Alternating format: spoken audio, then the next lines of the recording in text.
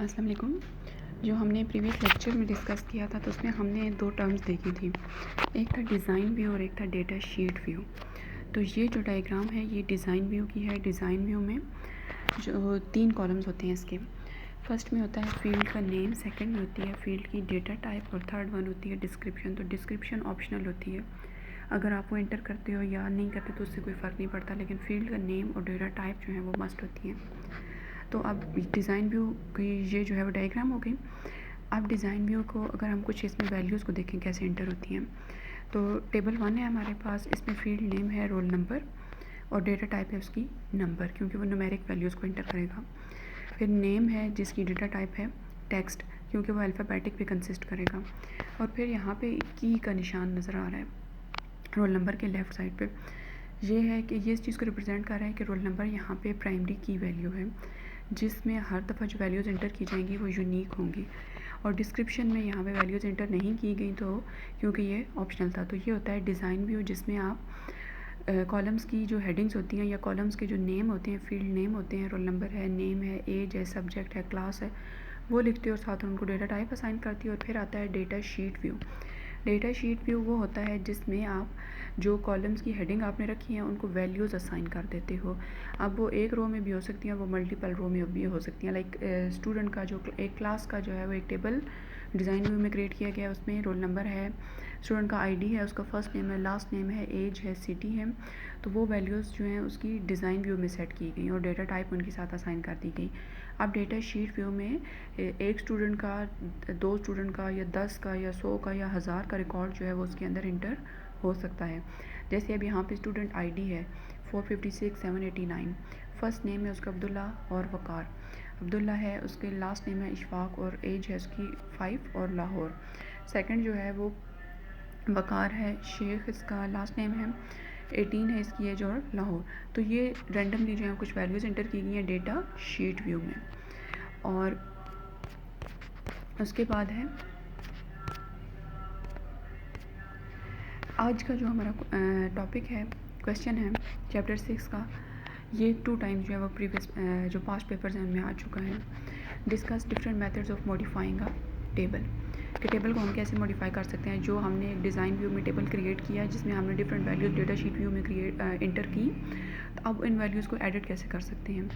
N existing table can be modified in the following ways: adding records, editing records, deleting records, inserting and deleting fields, resizing rows and column. तो ये different methods हैं जिसके through हम table को जो है modify कर सकते हैं।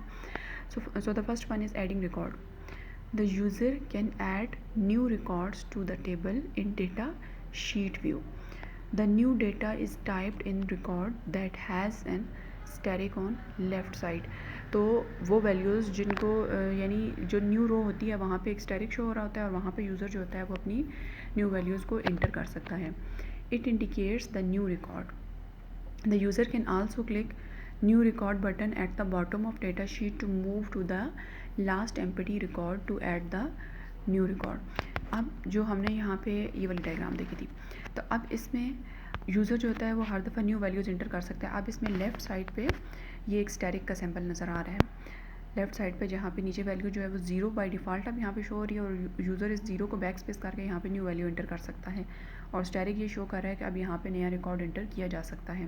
और नीचे कुछ सैम्पल्स हैं, कुछ एरो के निशान हैं। सिंगल एरो है, फिर एक एरो है, उसके आगे लाइन है और फिर एरो है और उसके आगे स्टैटिक है। तो एरो स्टैटिक ये शो कर रहा है कि ब्लैंक जो लाइन है वहाँ पे कंट्रोल चला जाए, और जो सिंगल एरो है वो ये शो कर रहा है कि नेक्स्ट रिकॉर्ड पे कैसे मूव करना है, और जो एरो और लाइन है तो ये लास्ट रिकॉर्ड पे ले जाती है कंट्रोल को। तो इस तरह डेटा शीट व्यू में न्यू वैल्यूज़ जो हैं वो ऐड की जा सकती हैं। उसके बाद आता है editing records. The user can edit records by placing the cursor in the record to be edited and making necessary changes. की यूज़र जो होता है वो किसी भी रिकॉर्ड को डिलीट कैसे कर सकता है कि अपने कर्सर को उस वाले सेल में प्लेस करेगा और फिर वहाँ पे जो भी उसने नेसेसरी चेंजेस लेनी है वो ले सकता है।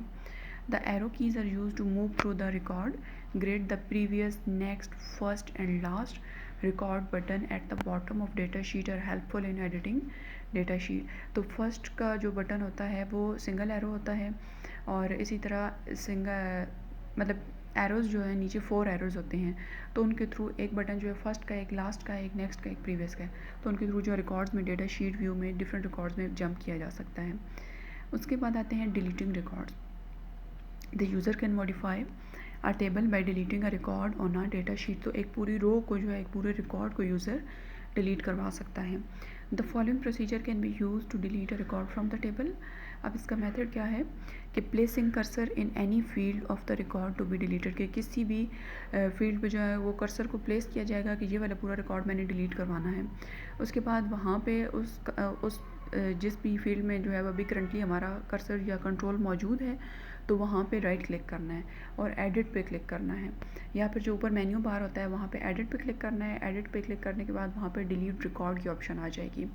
From menu bar or click delete record button on the data sheet tool bar. तो डेटा शीट टूल बार में डिलीट रिकॉर्ड की ऑप्शन भी होती है, या फिर जिस सेल को आपने सेलेक्ट किया है, जिस फील्ड को या जिस रिकॉर्ड को सिलेक्ट किया है, वहाँ पे क्लिक करना है और ऊपर मेन्यू बार में एडिट पे क्लिक करना है। एडिट पे क्लिक करेंगे तो उसका जो मेन्यू ओपन होगा उसमें डिलीट रिकॉर्ड की ऑप्शन होगी, तो उस तरह जो है वो कोई भी सिलेक्टेड जो रिकॉर्ड होगा वो डिलीट हो सकता है।